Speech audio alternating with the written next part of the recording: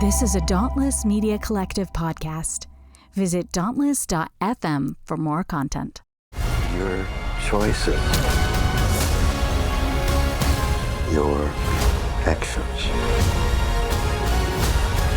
That's what makes you who you are. Hey everyone. So a little intro to the intro, in case you're not already aware by the title of the episode.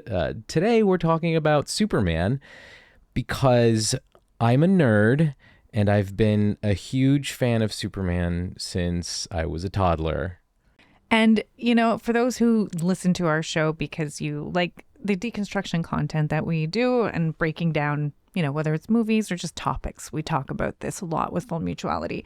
If that's the piece that interests you, then you might want to jump, and I'd say go to our show notes to get the exact timestamp, but it's around the hour, 20 minutes. We'll get into deconstruction content of like how this movie related to that. But for the first 40-something minutes, before we even get to this Superman movie, before we even get to starting to talk about this movie, because Nate nerds out on Superman because you love it, we have taken a good over 40 minutes to basically run through previous Superman movies, TV shows, comic books, and we haven't even touched on everything. Like we do get into how Superman's always been woke, and we didn't even touch on his roles in, for example. Right. So when Superman was first conceived of by Jerry Siegel and Joe Shuster, he was doing things like beating up slumlords. So even from the time that he was first written and created, he has been fighting for the working class, the little people. There is a fun little known story about Superman that I won't go into detail here, but you can look it up for yourself. Back in the 40s, Superman, the fictional character, had a hand in basically taking down the KKK. He exposed them for what they really were, and as a result... It was the comic books, right, that basically ended up... No, it was the radio show. It was the Superman radio show. There was a whole series of 16 episodes called The Clan of the Fiery Cross, the Superman radio show of the 1940s. And that's worth diving into. So we didn't even cover everything. As much as we nerded out, as much as you nerded out giving your information, there's still amazing things about Superman that we ended up leaving out, and it would have just been too long to cover every detail. But yeah, we get into the objections to Superman being woke and how he's always been. I'm really getting tired of using that word. Yep. But we just wanted to give you chapter ideas of sort of where you might want to jump into, depending on if you like to nerd out and want to get into all the Superman history with Nate and hear all of that, or if you want to hear about this movie, you might want to jump ahead past the 40-minute mark. Again, go into the timestamps, or if you just want to hear how it related to, you know, the evangelical deconstruction stuff, then we get into that around 120. Mm-hmm. But yeah, we'll put the exact timestamps in the show notes. Right. So if you want exactly where those moments land, check out the show notes, and hopefully that'll be a good reference guide. Yeah. We just wanted to give you a summary because it's a big episode. We hope if you enjoy Superman, you're going to love listening to all of this. Yeah, I like Superman. I know. All right, here we go. All right.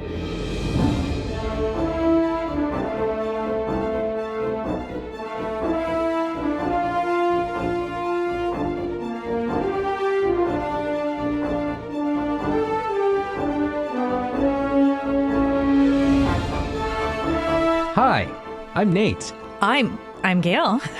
It's been a while. It's been a while. Welcome back to Full Mutuality. Thank you for tuning in. And obviously, if you read the title and you're excited about what we're excited about, then we're excited that you're joining and listening to our conversation. Oh, we're going to put the topic in the title? We usually do. Sure. I like knowing what I'm getting into when I listen to a podcast. Yes, that's fair. I'm like, what are they talking about? Don't want to skip this topic. Don't want to go on to something else. No, you don't want to skip this topic. You don't want to skip Superman. I'm trying to think of our last episode. We probably did a Christmas episode, and I think before that it was Wicked. Yeah, I think those were our last two episodes. Yes. It was Wicked and Christmas. Wicked and Christmas. And I think Wicked we had pulled us back into podcasting because it had been a while from then too. But I think, in the world that we're living in right now, I feel like it's the exciting things that get you motivated sometimes. Yeah. And look, we're not going to turn into a movie review podcast. That's not what we're doing. No, but I think, there's so much updating we can do on where things have been for Nate and I over the last year, in 2025 as a whole, since we last recorded. Literally, we moved in together beginning of this year. Yes. And so much has happened. Yeah. So if this is your first time tuning in, which it'd be surprising if it is, but if it is your first time tuning in, Gail not only just moved in with me, but moved to a new country. Yeah. So I had assumed citizenship over about 2 years ago now, but right before we got married. And it has been just a legal process from assuming citizenship to getting my Social Security to the whole move. We've been long distance dating for over 6 years, or 5 years at that point before we got married. So we've been together for a while, and this is after over 6 years of being together. We've been living together since the beginning of this year. Yeah. And if you're wondering, no, we didn't just move in together after not straight off the cuff, like real evangelicals. Yeah. No, we've test driven. We have been back and forth, every week. We pretty much have spent every weekend almost together for the last 6, minus COVID, where we couldn't be together. Right. Although I did live with you for 3 months 3 straight. months. You got permission from the Canadian government. You got to be in Canada during the insurrection. I know, that was pretty wild. That was pretty crazy to watch from Canada. Yeah. Yeah. And now, speaking of, craziness, I moved to the U.S. as a Canadian and American, because I've assumed American citizenship, and this was just not on my yearly bingo card, but just as the American government, as Trump started attacking Canada verbally and with tariffs and all the nonsense that's gone on. Yeah. Oh, and just to explain, assuming citizenship, it's different from naturalization. It's different from it because you're born a citizen, but your paperwork wasn't filed at the time of your birth. Right. So you were born... I was born in Canada to an American. So that is my citizenship. So it's different than naturalized. And this is a topic that will, come in with Superman, right? Like this idea of what is a citizen and what is an immigrant. And there are many categories of living in a country and not being born there, what that could look like. Yeah. And with Supreme Court making all kinds of decisions, that's affecting different groups of those people right now, currently. And coming into the U.S. as the U.S. was talking about annexing Canada has been a lot to transition into this country. I feel like living in the U.S. currently now is just a crazy time in history. The world is in a crazy state, but the country is really, really, and that's why I'm not going to finish that sentence because you can fill in the blanks with that. But that's why going to see Superman and having something exciting going on, something fun, doing those fun things right now. Feels very necessary to keeping your mental sanity. Yes. Finding places of joy, finding things that excite you. 100%. So speaking of things that excite you. Yeah. Actually, before we even dive right in, I want to just make mention of the fact, the obvious fact that it has been a long time since we sat down to podcast. But you, speaking of podcasting, have also taken up your own podcasting projects, right. Separate ones in the meantime, which I think are worth plugging for our audience specifically. Yes. Well, one in particular that I've actually really hit the ground running with. It's called Asians in Hockey.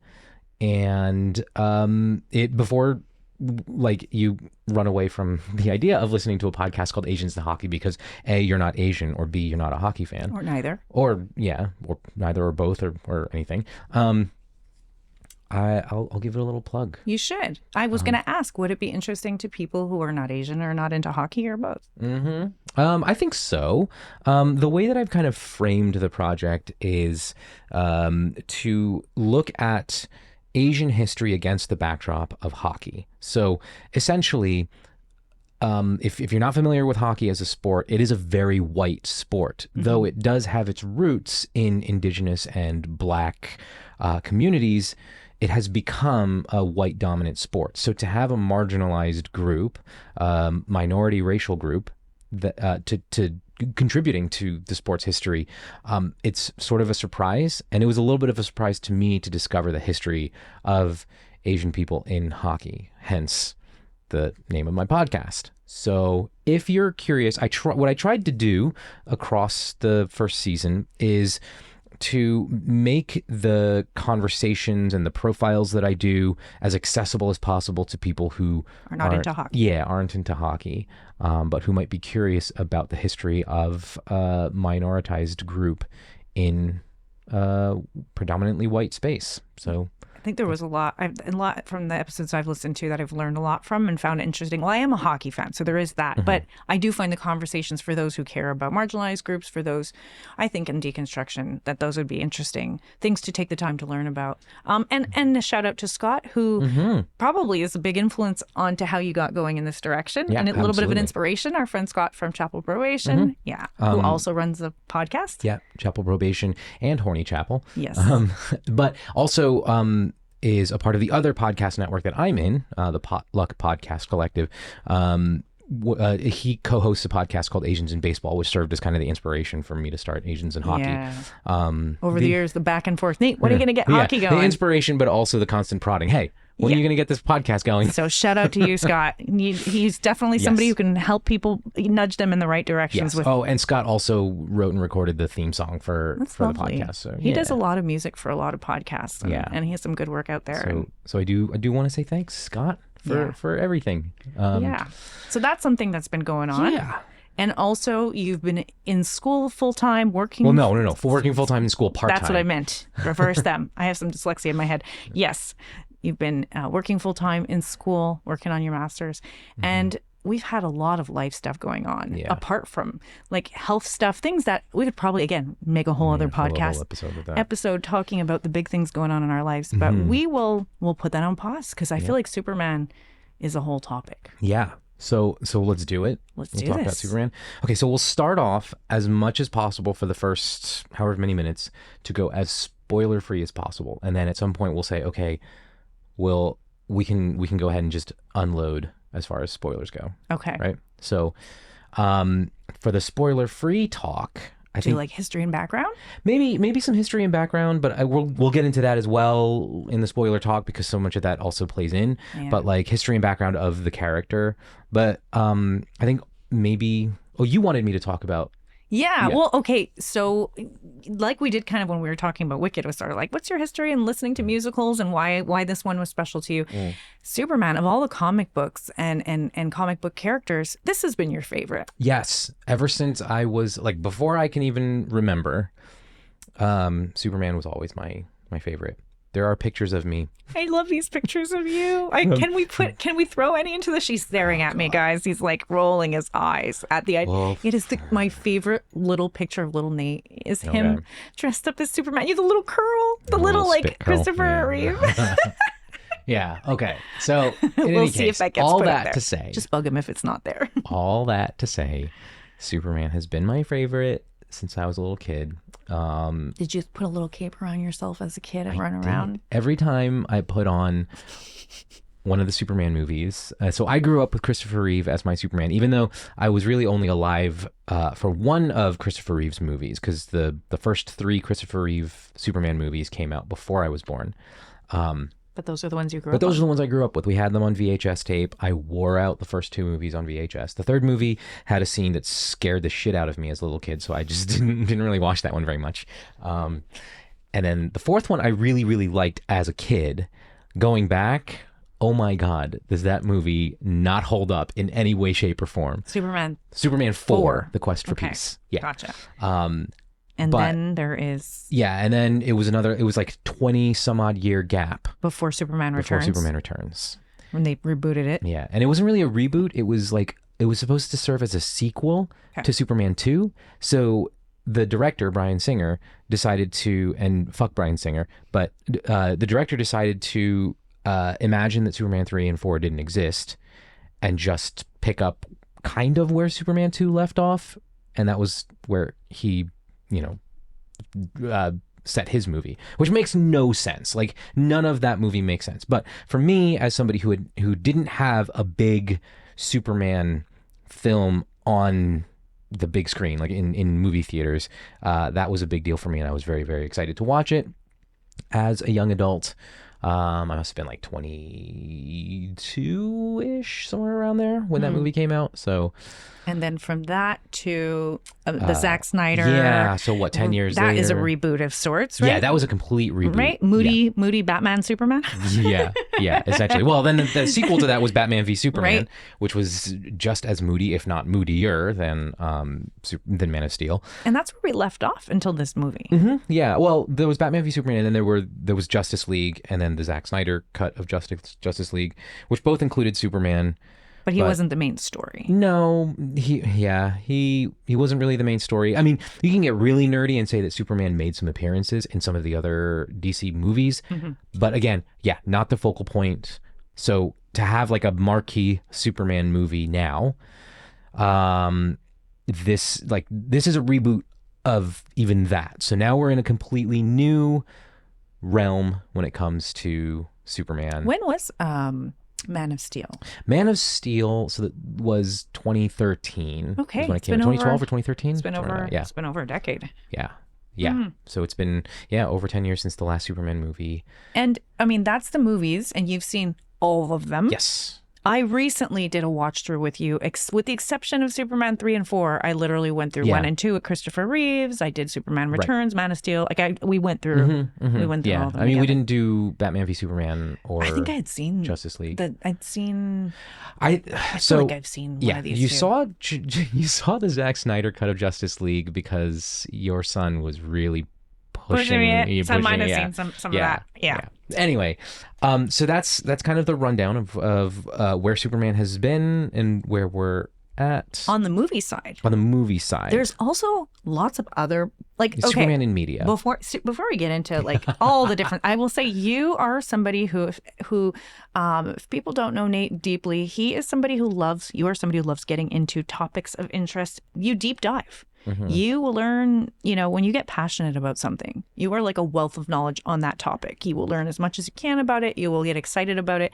I feel like of all the topics that get you excited, this might be one of your deepest wells. Like maybe Star Trek is the closest other one, but this one might be. Yeah, you were showing me your comic book collection today, and it is vast. I went over to my parents' house today, and I grabbed a couple boxes of old comic books. And now, to be fair, I'm not like, okay, so you have a cousin who's really into Elvis. And she has... That you met this year? Yes, Yeah. and she has a shrine devoted to Elvis.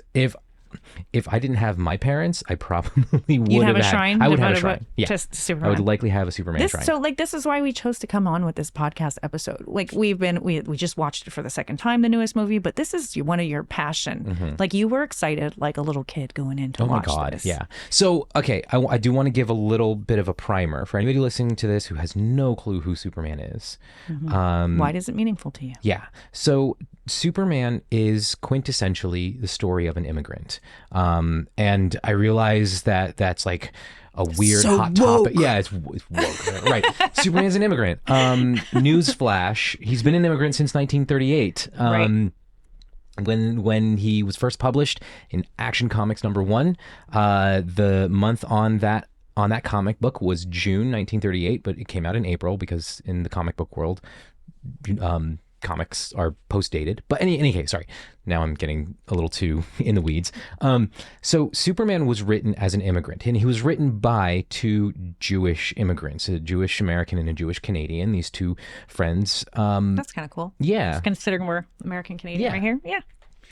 So it was kids, essentially, high school kids who wrote and created Superman. And they basically imprinted their own experience as immigrant kids onto the character of Superman. And over the course of the many decades that he's been in existence, there has only been a short period of time where his story did not include him being an immigrant. In the 80s, John Byrne came in and sort of rebooted the entire DC universe. And in that time period, he rewrote the Superman story so that he was not an immigrant, but he arrived on Earth in like a birthing chamber, so therefore he was born in the U.S. That is so creepy that he could not. It's the only time where Superman could not have come to Earth as a baby because they needed to make sure he could say he was born in the USA. In the U.S., which is Yeah. Incredibly xenophobic and white supremacist of John Byrne to do so.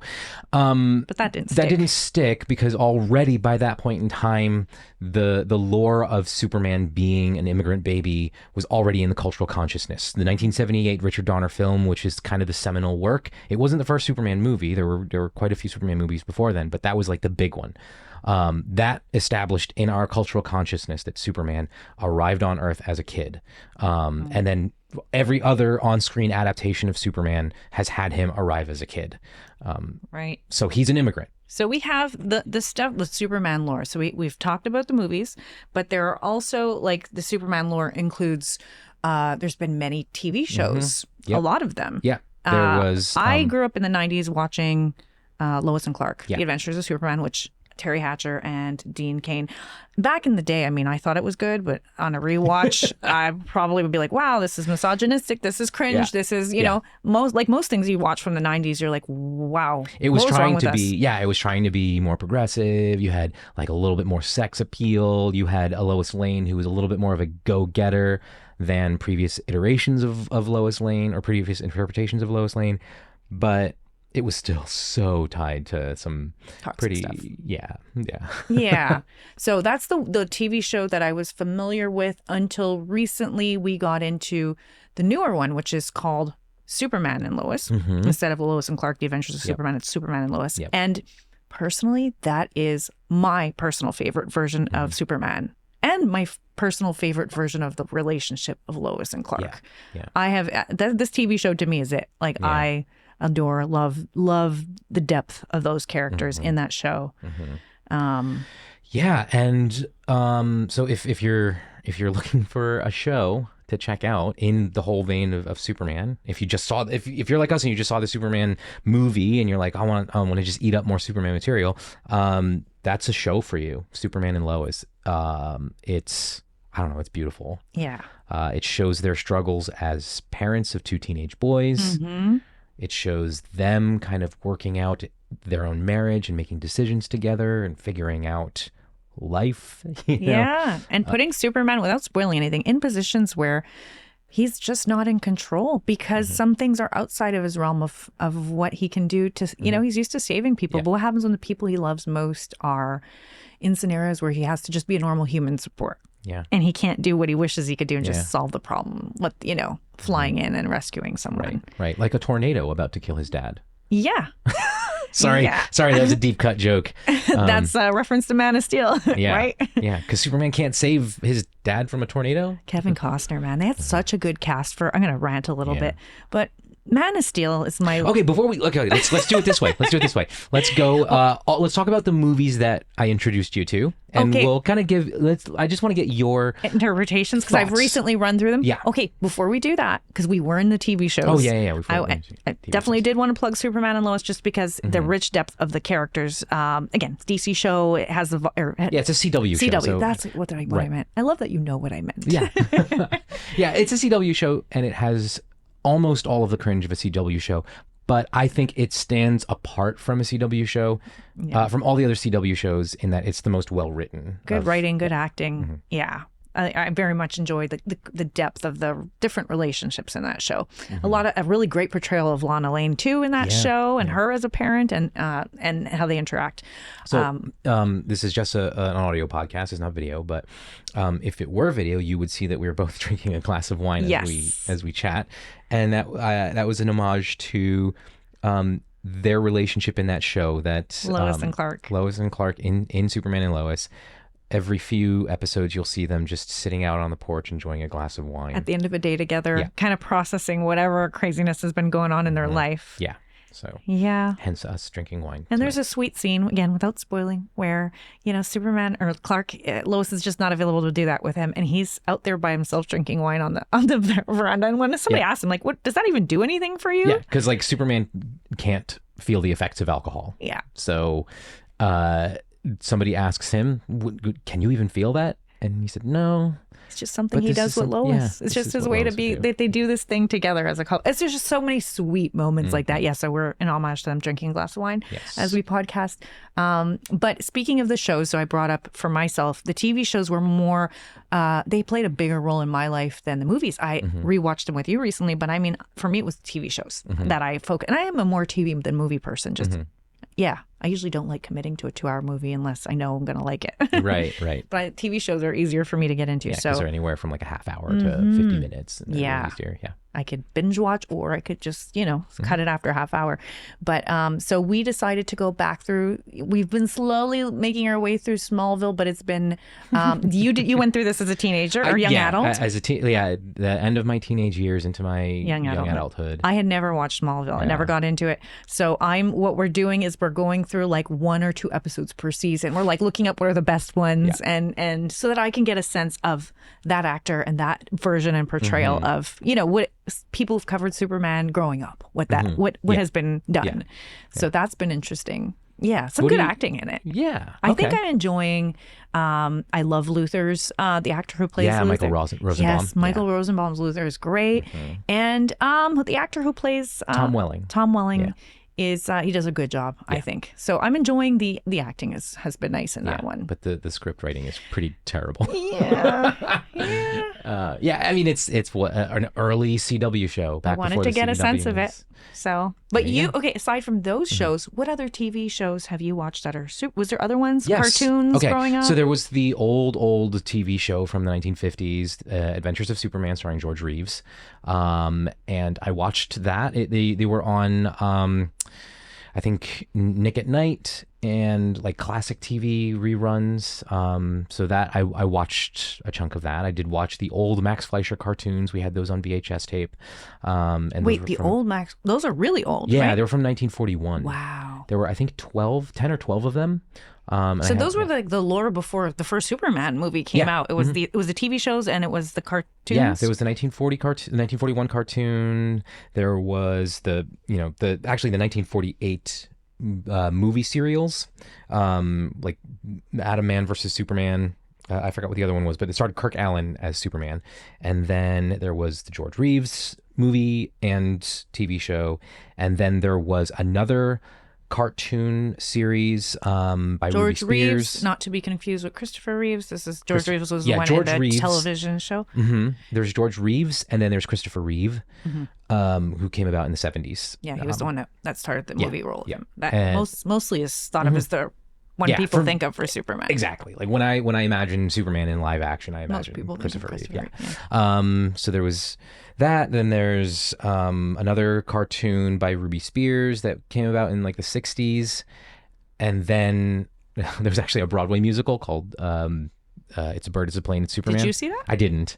But I did see the TV reproduction of that musical. I think it came out in the 70s or something.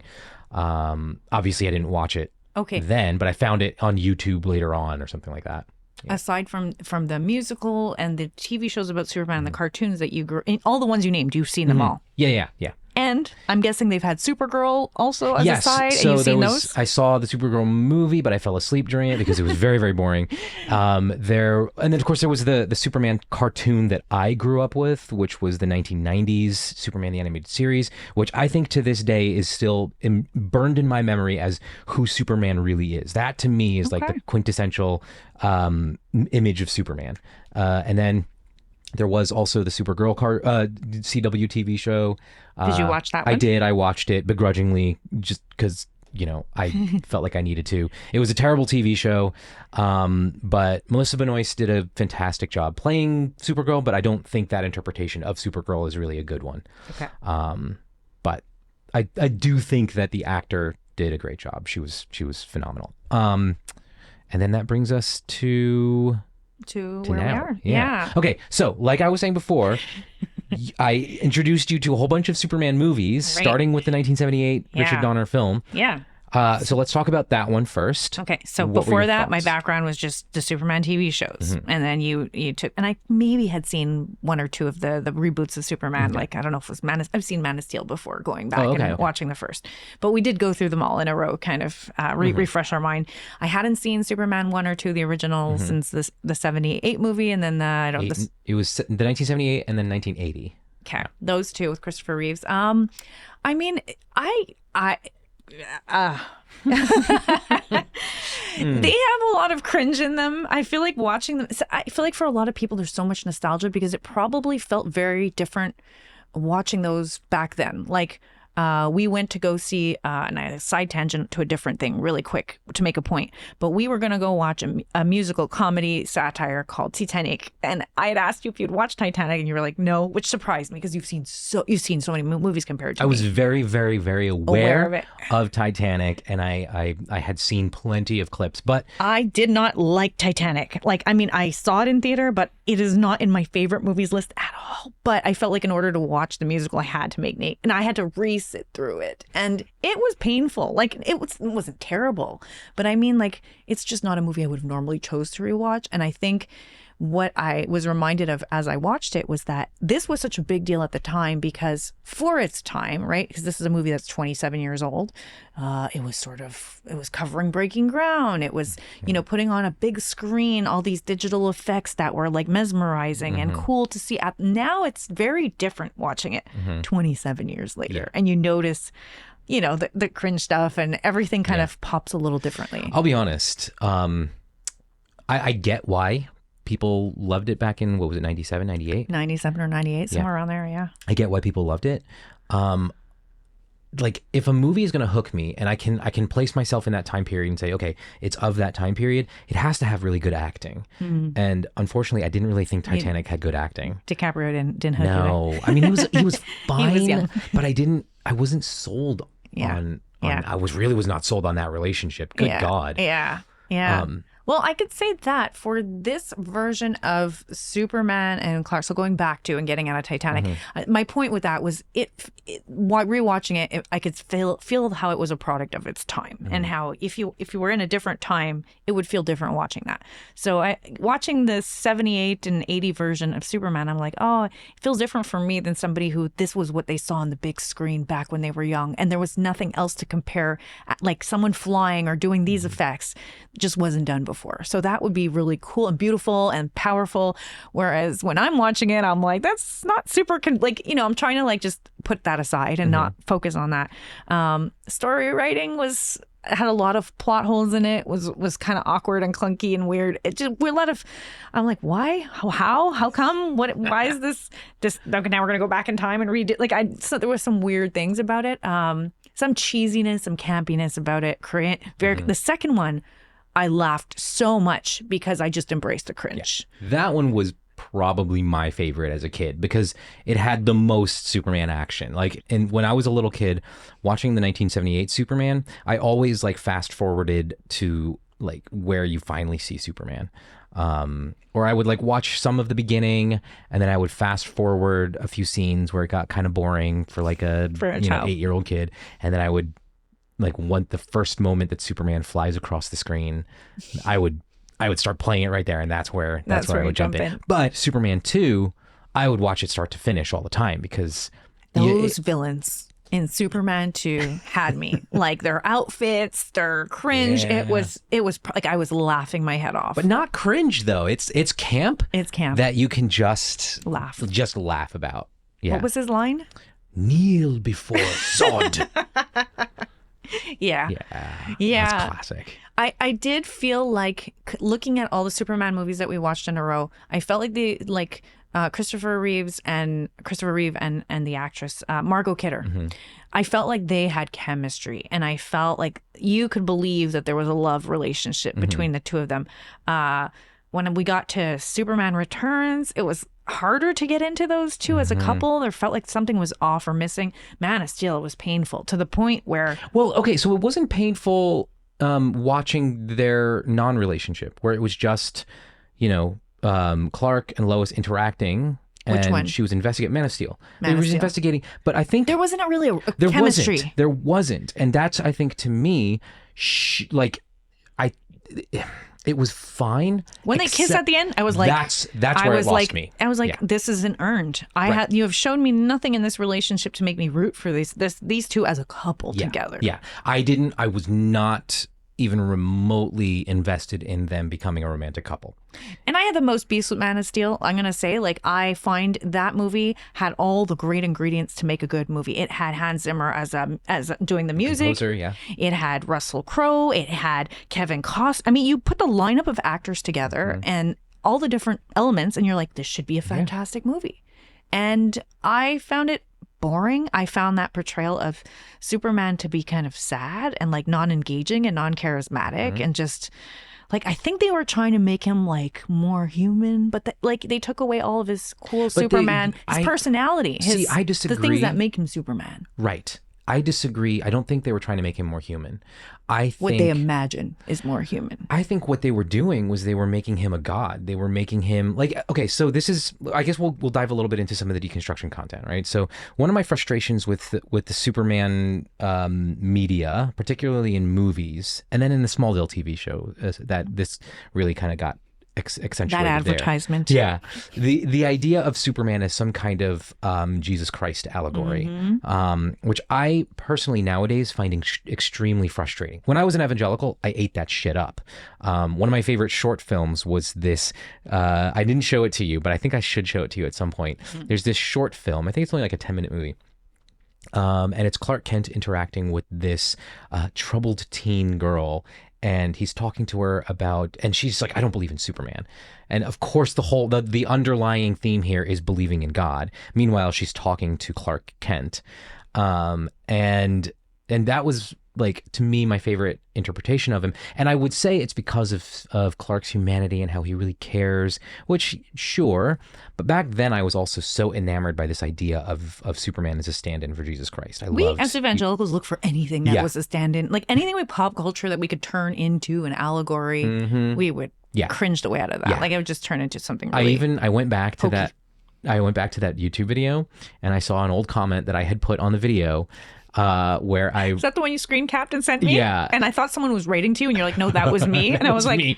That was me 12 years ago. Oh. Writing about how I thought it was well done, and it's so subtle, or something about how this really, to me, this felt like Jesus's interaction with the woman at Sychar, the woman at the well, the story of the woman at the well. Yeah. And I was like, that's just the lens through which I see this. But of course, there are many interpretations. And I'm like, no, that's the lens that this director was putting on the camera, because he was trying to take us in that direction. In any case, I have a quick side tangent. It's really not, I want you to continue your thought on the Jesus metaphor stuff. But man, speaking back to our evangelical days, I need to throw it in at this juncture.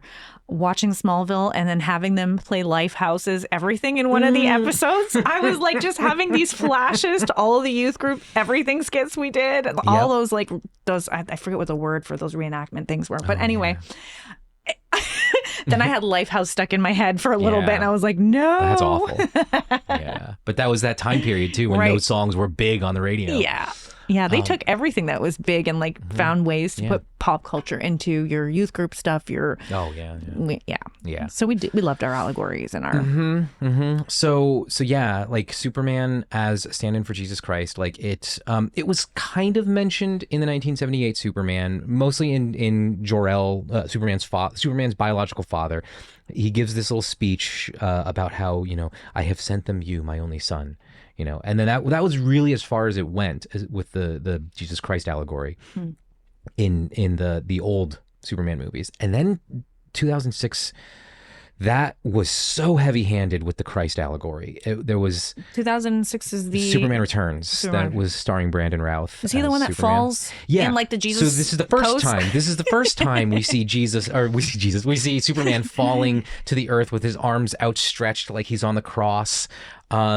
He's even Lex Luthor, the villain in the movie. He breaks off a piece of kryptonite, which is the only substance that can harm Superman, and he creates a dagger and he stabs his side, giving him the wound like in the side, I didn't like catch Jesus. all of that rewatching these. I wasn't yeah. picking it up, but I'm sure should've brought it if up. I was evangelical looking at that, I would have been like, look at this, look at this. Yeah. So he's falling to the earth. He's got the wound in his side, his arms outstretched. And then they do the whole like I don't know if it was 3 days, but he's like unconscious, practically dead for however long. Wow. And then he comes back. It's a resurrection narrative. It's the death and resurrection.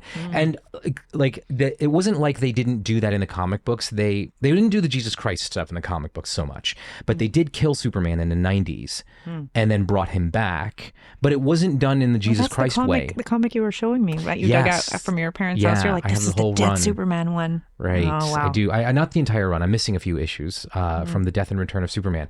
But it's not done in like a Jesus-y way. It's done in a very sci-fi kind of way with like, and he's not actually even dead in the comic books. But in any case, I don't want to get too in the weeds with that. That's what they did in 2006. Then in 2013, they weren't quite so heavy-handed with the Jesus Christ metaphor, but he does at one point when he's flying away from a spaceship and turning towards Earth, his arms are outstretched in the Jesus pose yet again. And the whole narrative, and then of course later on in Batman v Superman, they kill him, and then they do the whole "he died for us" kind of thing. Like the people are worshiping him like a deity, and then he comes back to life in Justice League. They do the resurrection narrative, so they keep beating this dead horse of Superman as Jesus, which wasn't even there to begin with, but they decided to add that in because he's a demigod, or he's possesses the power of a demigod, and that's how they kind of paint him in Man of Steel as this like detached, godlike creature who couldn't give two shits about what really happens to people, but he feels burdened with this responsibility to look after humanity. Which to me is a severe betrayal of everything that makes Superman Superman. That's where I was going before with that. I feel what I mean when I feel like they took out of him the elements that make him very. That's why I didn't like Man of Steel. Yeah, they took away his humanity. That's what I felt like they did. Oh, when I was saying they humanized him, you're like, no, that's not. Yeah, I hear what you're saying. So it was a semantics thing that Yeah, like I think that was what they were going for. But I agree with you. Being human should be caring about other people. It shouldn't be like being so detached and whatever. Yeah. I feel like they're trying to make him broody and like not so perfecty. Right. Right. Like. So I don't want this to turn into a constant berating of Man of Steel. I think we can agree that neither of us liked Man of Steel. We did not. I was even though I have a big Man of Steel poster in this room that we're in. Yeah. That's Man of Steel. Oh. That's Man of Steel. Yeah, I think I got it because it was a cool art style. I didn't catch that it was Man of Steel by looking at it. Yeah, that's cool. But I like that poster, but I want to replace it now that we have the new Superman, a much better Superman movie. So we liked the new Superman movie a lot. So not quite spoiler alert yet, but as far as like our take on Superman, this was our favorite. I think the movies. I'm having a harder time saying it's my favorite because the 1978 Superman cast such a large shadow. But it's like childhood nostalgia. Honestly, it is. To me, it felt the most like what I imagined Superman from the comics and the cartoons that I was most obsessed with when it came to Superman. This version of Superman feels like Superman to me. I went into this Superman with a low bar after rewatching all of those movies. I think I've given my take on all of them now. But I think I rewatched, I loved Guardians of the Galaxy 1 and 2, and we together, I think I'd seen 1 and 2 in theaters, and 3, I missed it in theaters. So we had recently. So why is Guardians of the Galaxy pertinent? James Gunn, who is the director of this Superman, had done Guardians. If you're not familiar with them, they were some of the Marvel movies that I enjoyed, was Guardians of the Galaxy. So we watched number 3 that I hadn't seen, and maybe I liked 3 a lot less than 1 and 2. But this one gave me some of my favorite kind of vibes that I get when I'm watching Guardians 1 and 2. Okay. Like I felt like it had some of that. Like I could, when you tell me it's James Gunn who did it and did those, I'm like, oh yeah, this part of it reminds me of this scene in Guardians. So if you don't really like James Gunn, then you might not like this movie because this is very James Gunn. But it's like, imagine if James Gunn actually had some reverence for the material that he was working with. Because James Gunn tends to lean pretty heavily in irreverent territory. He likes to have a little bit of that snarky mockery of things. None of that exists in this movie. No, I didn't get that sense. But it does have that kind of fun, vibey style that he imbues in all of his movies. And I enjoyed that. Right. Thanks for listening to this podcast from the Dauntless Media Collective. If you enjoy what you're hearing, we think you'll also enjoy some of our other shows, which you can find by visiting dauntless.fm. Here's a sample from one of them. Deconstruct. Gotta deconstruct.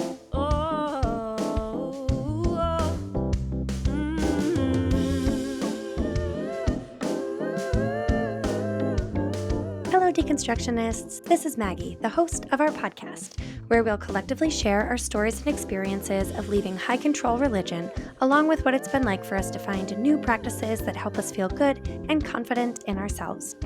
I hope that hearing these stories reminds you that your deconstruction is valid, and most of all, that you are not alone on this journey. You are good, you are loved, and you are worthy, just as you are. Hello, Deconstructionists. Subscribe to this podcast by visiting dauntless.fm. I'm Michelle from Tulsa, Oklahoma. I listen to Full Mutuality while I'm meal prepping on the weekends. This might be the part of our podcast where we say, if you don't like spoilers, I think if we start talking about the movie, I think so. It's going to get a lot harder. I think so. I think at this point we're gonna end up going into spoiler territory. So come back to us after you've seen the movie. If you've already seen the movie, stick around. If you haven't, press pause here, go watch the movie, and then come back and listen to the rest of our conversation. Yeah. All right. So we're not like explicitly gonna say we want to talk about spoilers, but I think it's hard not to. Yeah, where we're gonna go in this conversation now, there's no I don't know how to avoid spoilers. it. Yeah. And so you've given your background and your history on, the meaning of Superman to you. You touched on just your history from childhood of watching Superman, but also I do want to kind of make a connecting point. Sorry. That the story of Superman as an immigrant, because my family is an immigrant family, that connects to me on a very personal and deep level. And it wasn't something that I was super aware of as a kid. In fact, I didn't really find that connecting point until much later in my life. But that I've discovered is part of what makes the Superman story and mythology so pertinent to my life. Is that maybe that subconsciously it was something that really he felt relatable to you, and you couldn't put your finger on why it was so compelling. Yeah. But as you've kind of come and seen which situations in your life, being an outsider in a culture can feel, you can feel like an outsider.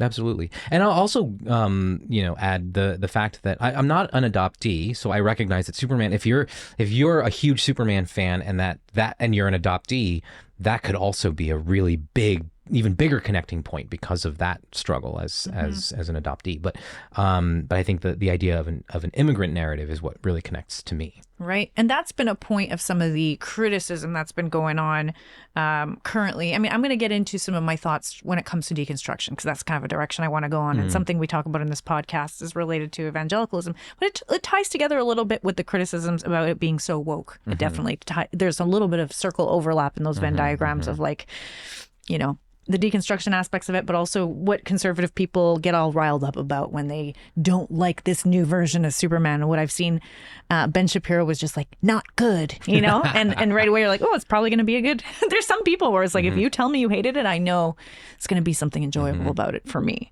Yep. Yeah. So the people were complaining. I mean, Dean Cain had to jump in with his dumb thoughts on it too. And it frustrates me because I thought Dean Cain was hot when I was young, watching the adventures of Lois and Clark, and with his Trump-loving political commentaries that he's made recently. No, it's sad, and I think this would be a good place to talk about the fact that it reminds me a bit about like Star Trek fans who go, oh, Star Trek has gone woke because there's a black woman captain or whatever, there's a queer character or anything like that, and you're like, are you kidding me? Like, do you not know Star Trek history? Yeah, have you not been paying attention have since you been ignoring the 60s? how the messaging of that show has been going through since its inception, since it started? And I feel like similarly to this, it's like you were saying, he has always been an immigrant. This has not been some new, wow, they're trying to twist and put a square peg into a round hole. This is just fact. Like, Which is really weird, which makes it even weird. Like, I get when people who aren't familiar with the Superman mythology make this complaint, but it's really weird that Dean Cain thank you. Right? is making this complaint. And then you're like, look at the show you were in. If you don't know all the rest of the Superman lore, just look at the episodes you have done and the things that were said in your episodes. Superman, Emily Stevens with Immigration and Naturalization. We just need a quick look at your green card. Green card. You are an alien, are you not? Superman, I'm afraid until we get this cleared up, I'm gonna have to ground you. Yeah, these things, and then in addition to what was done in Dean Cain's Superman show, we also have, even like hitting the nail on the head even further, we have Tom Welling's take on Superman in Smallville, where he's having a conversation with his mom about his immigration status. Now, to be fair, Tom Welling hasn't said anything stupid like Dean Cain has. Yeah. But this particular clip, it just makes it even more obvious that even going back into 2006, the conversation about Superman and immigration had been going on. Have no choice. We have to call immigration. I told Javier he'd be safe here, and I meant it. I want to help this boy as much as you do, but I took an oath to uphold the law. All he's trying to do is find his mom. I know, but we have to go through the proper legal channels. Was it legal when you forged my adoption papers? I'm an illegal immigrant, Mom. You've been harboring me for over 17 years. Your situation was entirely different. We had to protect you. And I need to protect Javier. If I don't defend him, who will? Clark. There's a mother out there who hasn't seen her son in over 2 years. Do you really want to stand in the way of that? I thought you of all people would understand. So, I mean, that's the thing I've heard the most out loud is a complaint on it being about pro-immigrant, which, again, I don't really see it as being the thread of this whole the whole movie. I don't really even see it being pushed. Not really. No? I mean, it's mentioned a little bit. I think they do. I mean, they sort of just make it the understood thing. Right. That it's part of the regular Superman lore. Yeah. But it's not like they put an extra special emphasis on this any more than what we would have seen in any other Superman story. Right, exactly. Don't forget, wink, wink, Superman's he's an also immigrant. They're not doing any of that. It's so that's They're not saying, Superman, where's your green card? Yes. Yeah. There's nothing to emphasize that. So I personally wonder if they're really upset about that or if it's something else about this movie, if you're conservative, that is really bothering you. So I guess the obvious thing would be that in an interview, James Gunn had explicitly said, this is a story about immigrants. Superman is an immigrant. And after he gave that interview, that's when the firestorm happened. Even before the movie had come out. Okay. After that interview that James Gunn gave, that's when everybody started freaking out about Superman's an immigrant. Gotcha. Where have you been the last 80 years? Before they had seen the movie having hot takes on how horrible it was going to be because of what James Gunn said. Yeah. I mean, I'm thinking more of the people who watched it and are still annoyed at it, and I'm knowing that it's not really focused on that. I'm wondering there's something that else. there's other things about the movie that are bothering conservative audiences, and I have a few thoughts on what that could be and might be. Do you have some thoughts too? I do. So I want to talk a little bit about the political stuff in the film. So I think the big one that actually came as a pretty big surprise to me, because I know that Hollywood is very reticent to talk about Israel-Palestine. So to have that be a massive plot point, and to be fair, it's not actually Israel and Palestine. No. It is two fictional countries, right? Which helps to create a little bit of that plausible deniability, but at the same time, it's very hard to overlook this the one. Comparisons. Right? So yes, I do think that a case could be made for imprinting Russia-Ukraine on that. No, I don't see it. Because they talk about how it's USA's ally country. Yes, but that again, the media literacy says that you can because yes, it's the US's ally, but it doesn't have to be that they send tons of military aid. Right. So the point I'm trying to make is that the idea of a country with overwhelming military force invading a smaller country, you can imprint Russia and Ukraine on There's that some narrative. Small pieces of that There's an opportunity to do that. But what the point I was going to make was, it's even harder to ignore the parallels between Israel and Palestine. They're much greater. There's more to draw links to. A lot more. Yeah.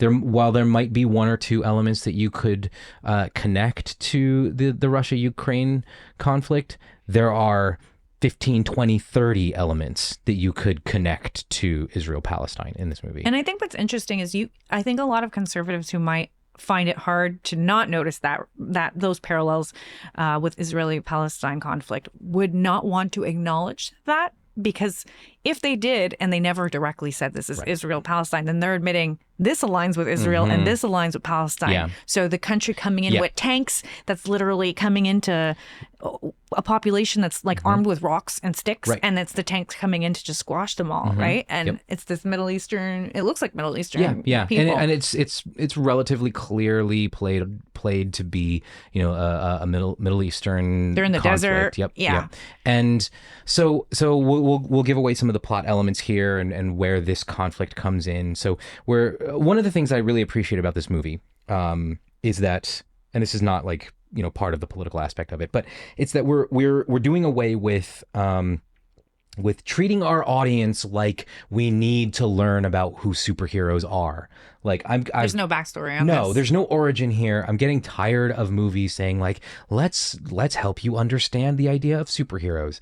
We don't need that anymore. They kind of do a few 300 years ago this happened. Yes, it's just 3 decades ago. Yeah. There's like a little bit of Star Wars dialogue at the front. Yeah, just to kind of get us oriented in, and then it jumps in this world. Exactly. And then we dive in, and the inciting moment that drives most of the plot in this movie, it happened before the movie started, but Superman got involved in the conflict between these two countries, Baravia and Jaranpur. So Baravia is the stand-in for Israel, and they're Jaranpur, the U.S. allied country that is, they're supporting them because they're allies and they've donated a lot of money to help them. They also purchase $80 billion worth of weapons from an American billionaire named Lex Luthor. Oh, that's going to be another side topic to get into parallels. Yep. So that's the sort of the inciting incident, and that's what drives a lot of what's going on in this movie.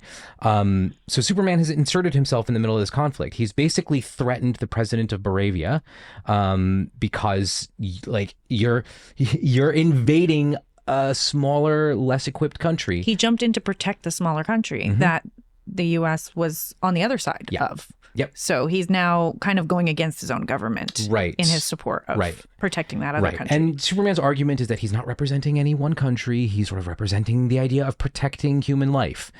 But of course, Lois kind of pushes back on that not because she disagrees with him, but because of her own journalistic impulses of wanting to ensure that every angle of the story is being investigated and asked about.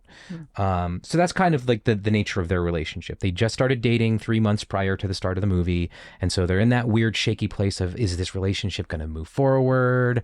What's happening here? Are we really in love with each other? Are we compatible? So that's part of one of the other sort of subplots of the movie. And I thought they had a ton of chemistry on that note of they're compatible. These two reminded me maybe more of the Christopher Reeve, Margot Kidder chemistry, where you're like, they got it. They have what the other Superman movies seem to be missing, is the two characters where you're like, yeah, I ship these two. Like, I hope they work their stuff out. And their differences end up being one of those beautiful things. There's some dialogue between them where she mentions, I worry that we're so different from each other, and she talks about how she questions everyone. She interrogates and starts off almost in a distrusting stance of people, and he looks at everyone as beautiful. I'm trying to think of what the words were.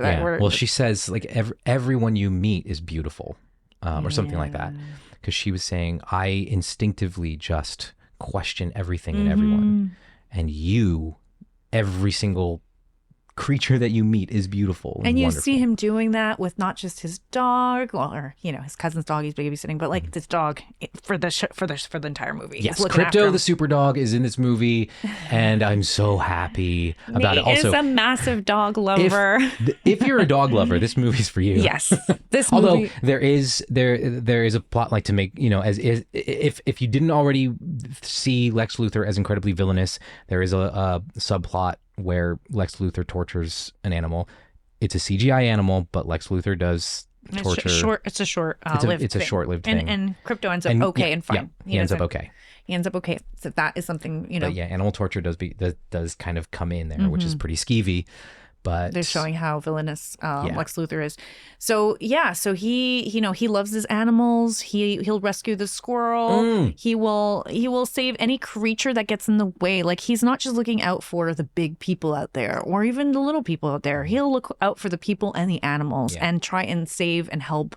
That when we talk about to him everything is beautiful, he just has that loving presence for like the smallest creatures, anyone. Yeah, and it's believable. Everything about David Corenswet's portrayal of Superman screams just this almost naive, but not quite. It's this just open and unabashed love and care for everything that he comes in contact with. Yeah. While also being a little bit pragmatic. Like, he gets frustrated that there's a fight with a giant monster, a kaiju in the movie, and he's getting annoyed that his friends, the Justice Gang, are fighting this creature and not really caring about what happens to. Yeah, he's wanting to take it down and maybe put it in a sanctuary for monster creatures out in the universe or something. Like, he's trying to find some ethical way to do this, and they just take him down and kill him. Yeah, they just kill the creature, and he's just like, really? He gets so frustrated, but yeah, and then there's at the very, very end of the movie, in the post-credits scene, he has this moment where he's being a little bit OCD about something, and when he realizes that he's being a little bit of a dick, he goes, "Oh, I'm so sorry. I can be such a jerk sometimes." And it's just a cute moment that just made me feel so much love for the character in that iteration. So, yeah. Okay. So we're talking about let's talk about the relationship between Lois and Clark, and this one being a very chemistry laden relationship. Their differences are make it interesting, make it intriguing. I actually find it relatable because you and I kind of relate to those two. Yeah, and it's funny when we were sitting in the theater and they had the first time we saw it, and they had that conversation. We looked at each other because we've had that conversation with each other. We literally have had that exact same conversation. With you are. I would tell people that you are the golden Labrador of this relationship, that everyone you meet is lovely to you, and you just like to get to know people and assume the best of everyone around you. And you're the Lois Lane that's always like skeptical and judgmental and asking questions. I hope not too judgmental, but I hear what you mean in a positive, hopefully way. Yeah, and it works. And I think that's an interesting, and that actually also plays out in the TV Superman and Lois show as well. That dynamic, you can see her being very scrutinizing and skeptical, and Clark is just a very unassuming, loving, caring guy. Yeah, and it works well as a couple. Like, you could see they are a strength to each other because their outlooks are very different on how they approach things from the get go. They're able to balance each other out. So, we talked a little bit about the politics of the show. Speaking of politics of the show, that is a change. The fact that they're going into politics. Yes. Right? So, I was thinking about this in terms of superhero movies. Now, I haven't really paid too much attention to Marvel over the last 10 years. I've gotten Marvel fatigue. I got Marvel fatigue pretty early on. And also, to be fair, growing up, I wasn't a huge Marvel fan. I think I just paid attention to X-Men and Spider-Man, and that was about it. So for me, DC has always been my home. So Marvel I grew tired of Marvel. In any case, I do recognize that the superhero movies, and I remember I saw somebody talking about the Superman movie, and they mentioned how political it is and how shocking that is, because superhero movies steer clear of heavy-handed political messages. So, an example of one where you could have gotten very political was the fourth Captain America movie, where you even had the President of the United States, but they didn't talk anything about his political party. You couldn't pin him as conservative or liberal, or it was generic. It could be any side. Yeah, which is sort of par for the course for Hollywood. It's very They tend to be pretty milquetoast when it comes to characters and their political leanings. But this one, I mean, to be fair, the President of the United States doesn't factor into this movie at all. But this one really wore its politics on its sleeve. Right.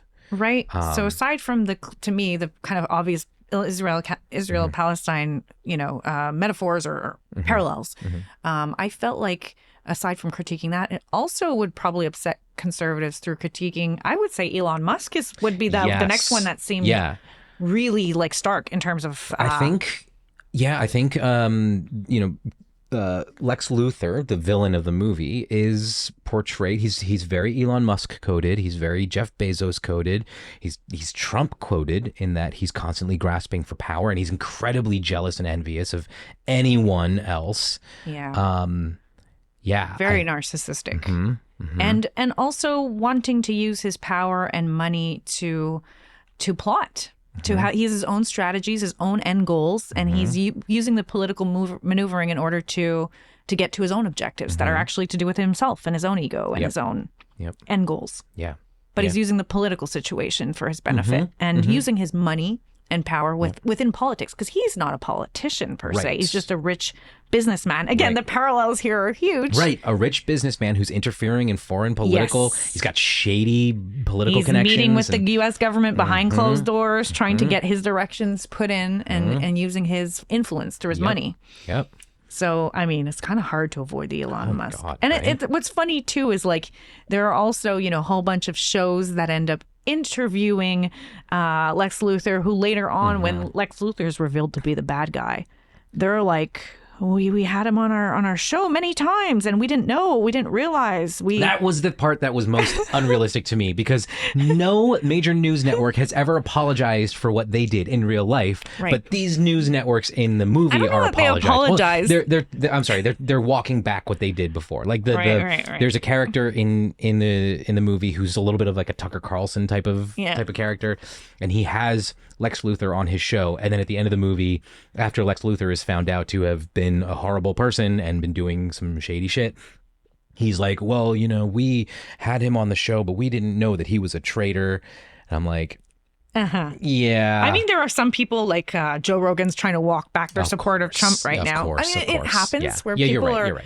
But maybe not with Elon Musk directly. I don't know who's doing that. However, what's funny is there was another line in there where they said, if there's one thing that both the conservatives and did they say conservative and liberal? Both liberals and conservatives can agree on, it's that Lex Luthor is a terrible person or something like that. I mean, come on, now, right? Like, the MAGA world is really angry at Elon Musk. I mean, he's in the middle of trying to do his third political party. He's after putting up his little Twitter war with Trump and trying to walk it back. He's gone back into it, and he's creating his own movement. So a little deep cut in there, just for the Easter egg minded among us. That person who delivered that line was the character's name is Maxwell Lord, and he's another tech mogul who is the person who is funding the Justice Gang or the Justice League or whatever they are in this movie. He's the one funding the other corporate superheroes. Interesting. And he also he owns a company called Lord Tech, and you probably didn't notice this, but I did because I'm a nerd. The microphone recorder, the voice recorder that Lois Lane is using to record her interview with Superman at the beginning of the movie is a Lord Tech microphone recorder. So he's in the consumer tech industry, whereas Lex Luthor is clearly in sort of the weapons industry. The robot industry, weapons. Which is also like, I mean, right now we're talking about billionaires and their robots and their AI and their, I mean, speaking of parallels. Sorry. Real quick, before we go on, the other little Easter egg type thing is that character, Maxwell Lord, is played by Sean Gunn, James Gunn's brother. Gotcha. Who also plays a character in Gilmore Girls, another show that we watched pretty often. Anyway, sorry, you were gonna I was gonna say the monkeys, the little monkey troll farm that they had. Actually, saw a good Simpsons meme that was like, Simpsons always prophesies everything. They had the little troll farm monkey, and it was like Superman without context, and it was like the Superman spoiler without context. And it was like the monkeys on their typewriters, all writing up a bunch of propaganda. And basically, they had a scene where basically and this is something interesting that I don't know that I've seen covered before in like superhero movies is just the idea of social media war. What does it look like to try and take down. I mean, and maybe they did it like with television interviews or stuff like that in the past. Like, how does the media perceive it's newspapers, right? That they're writing? What is the public opinion? But this one got into social media a lot more, and how the effects of that, and what does it look like when AI is creating basically troll farms of people on social media, kind of swaying the opinion of the general public in one direction or another. And you see it's affecting Superman because they are working. The billionaires are working hard. Lex Luthor has been putting his money into troll farms to sway public opinion on Superman. So it's hard not to see Elon Musk behind a lot of this. We saw on Twitter like how he used his social media platform to like platform Trump, you know, to squash voices in the other direction. And so Superman specifically hates the hashtag super shit. He gets very upset about that one in the movie. Yeah. Oh man, it was funny. Yeah. And that's another thing, just the tone of the movie. It's so, it balances humor so well with its more serious themes. Yes. And makes them lighthearted without making a mockery. Right. But allows you to kind of see these deeper, more heavy themes through a lighthearted tone. That it allows you to kind of take in all of this stuff and see parallels with the real world in a way that makes it all a little bit more digestible. Agreed. You're actually giving me a good segue from the third thing I think that upset conservatives, but I want to tie it in with your point about the way that it uses humor. I think the other thing that was upsetting conservatives was that Superman is he's woke because he's kind. He's a good, kind guy. And there was some really funny dialogue between Lois and between Clark about him being punk rock or not. And they were debating, you know, Lois, because she's such a cynical girl who likes to question everything. Some cynical woman, she's like, you know, I'm punk rock, you know, because she's edgy and she has her punk rock bands that she likes. And a quick side tangent. Let's put a pin there so we don't forget where we're talking about. We're talking about them being punk rock. What I really also liked about this movie is the lack of corporate product placement.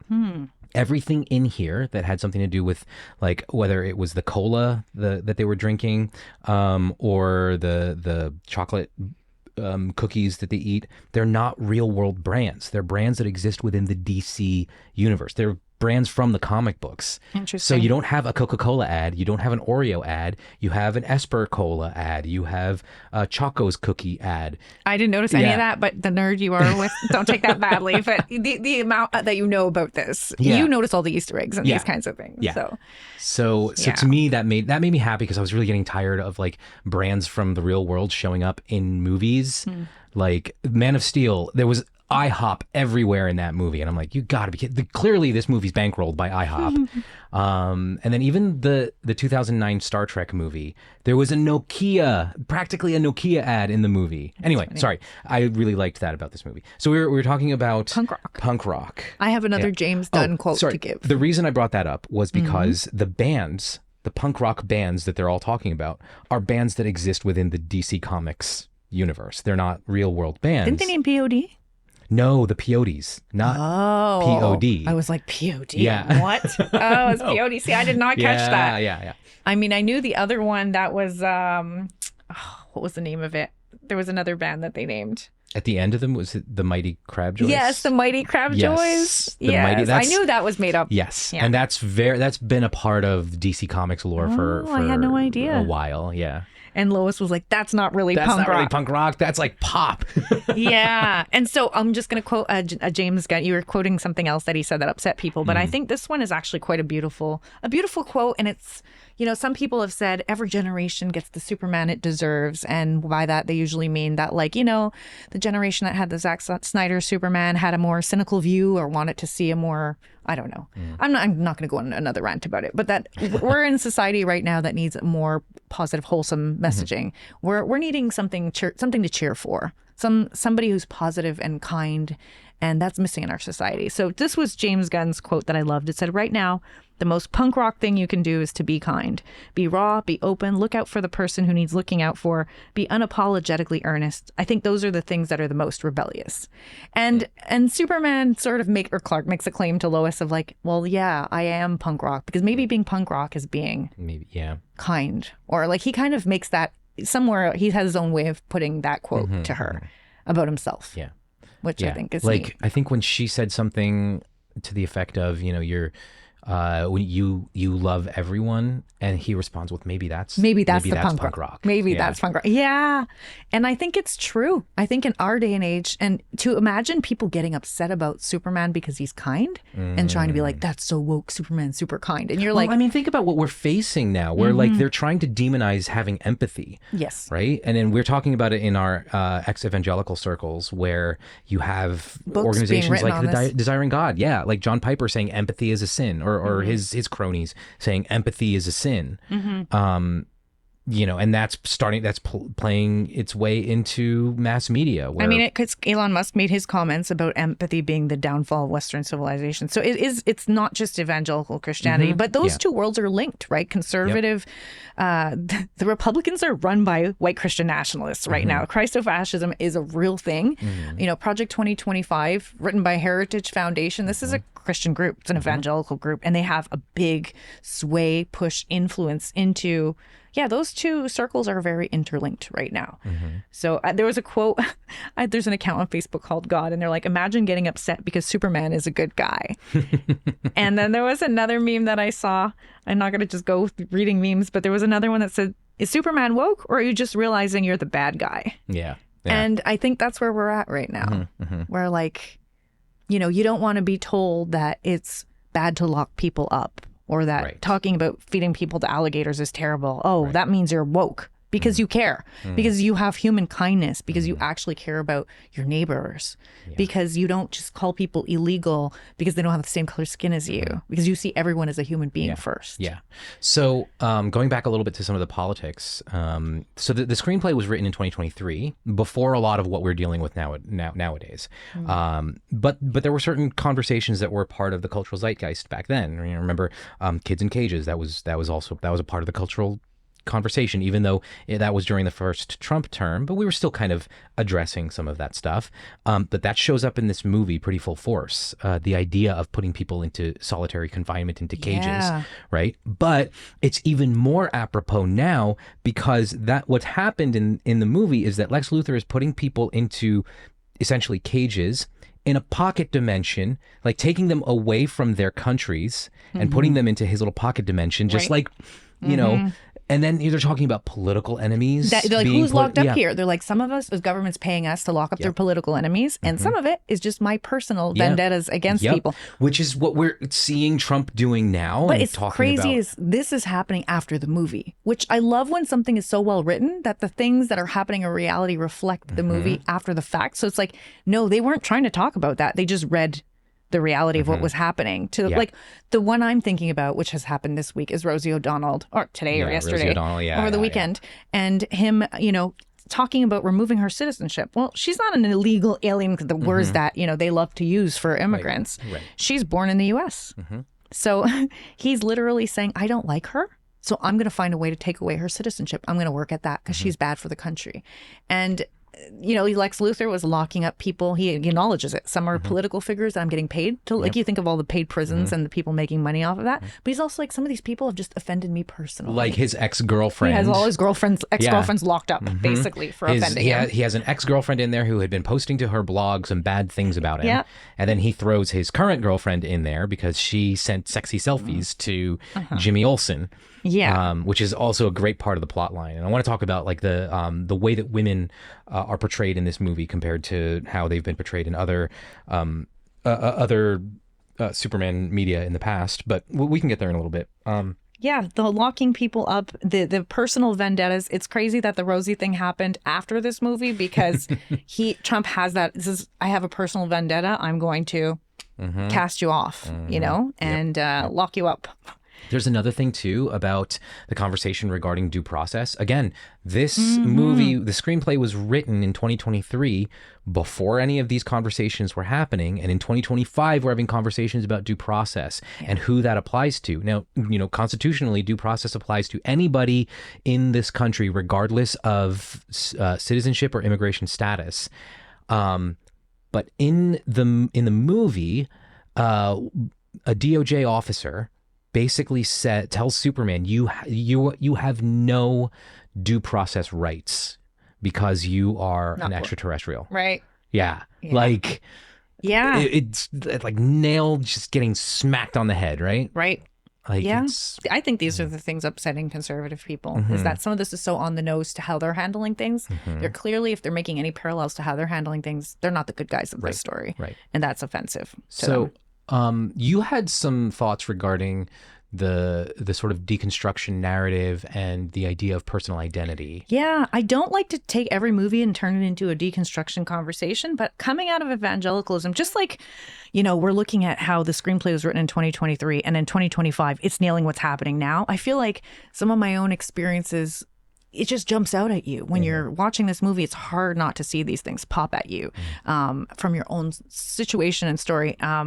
Today I was passing by neighbors and listening. They were playing a sermon, and I haven't heard a sermon in years, and it's triggering. But I used to listen to like so many sermons, and I was curious about it. Like, what are evangelicals saying these days? Because I don't go to church and I don't listen to the stuff that's being said. And they were talking about the Bible.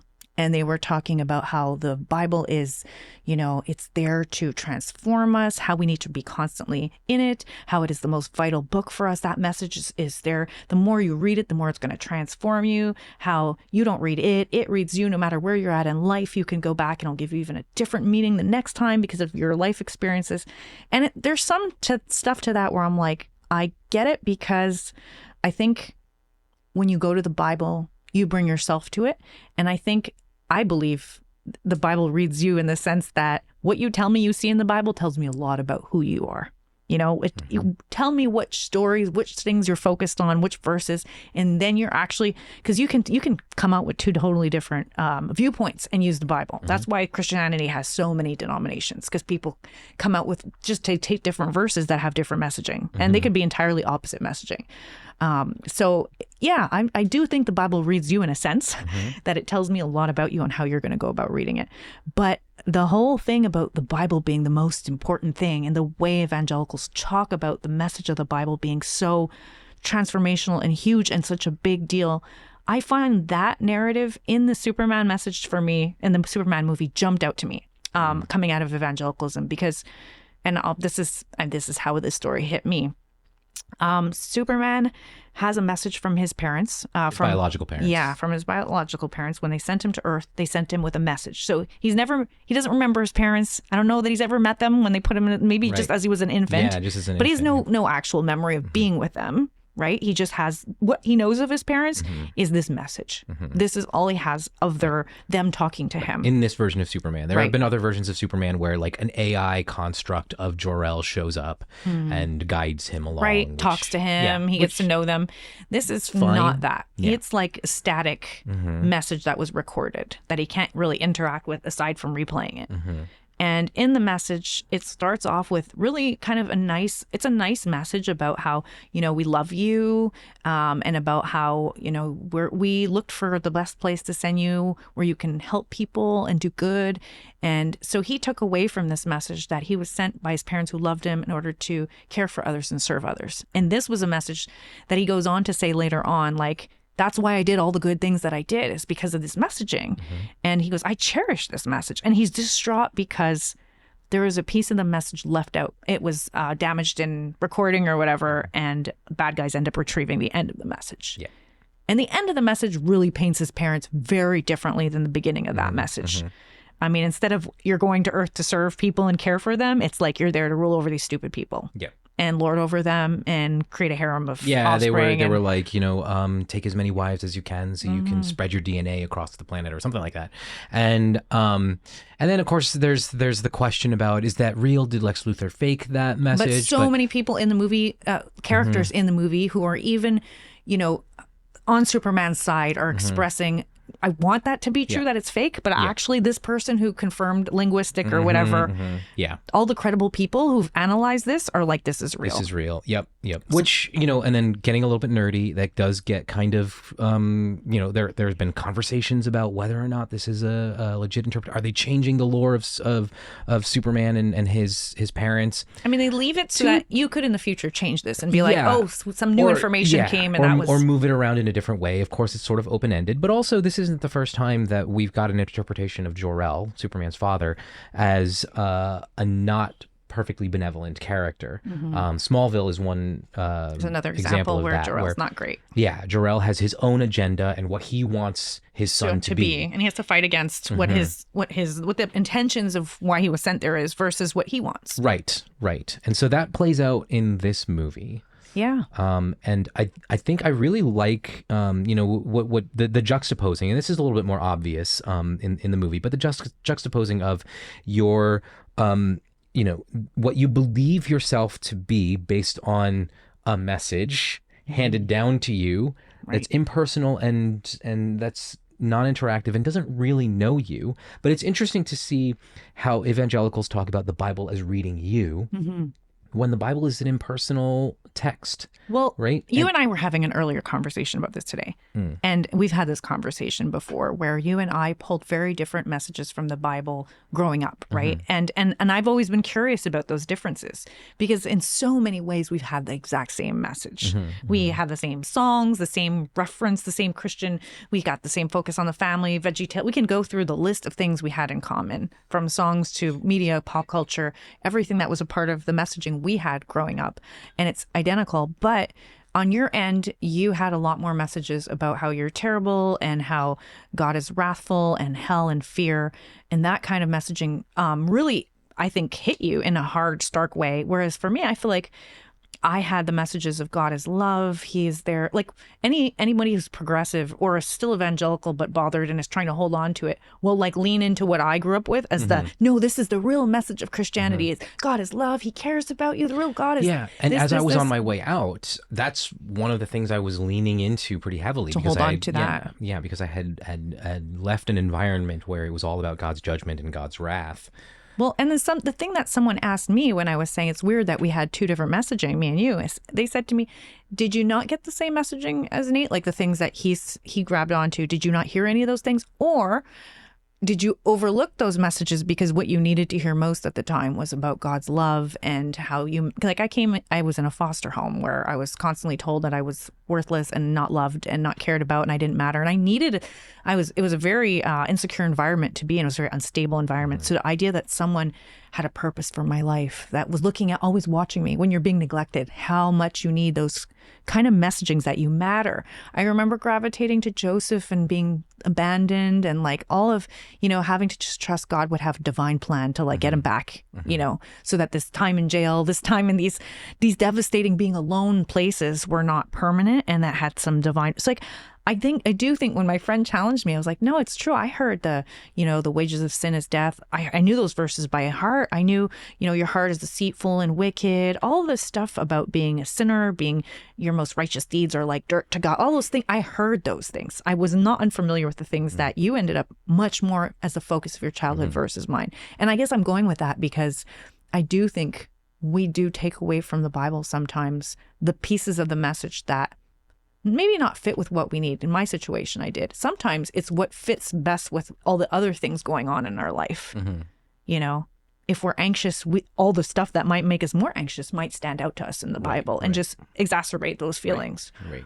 Or maybe we latch on to the few verses that are trying to tell us not to be anxious. Or I don't know that it helps in that kind of a scenario. Like cheer up when you're depressed doesn't really work. But ways that you end up spiritually bypassing. I think that you can, I guess the Bible is vast enough that there are many different verses you can pull from that will, like I was saying earlier, put you in a very different perspective, sometimes opposing opinions and perspectives and focuses.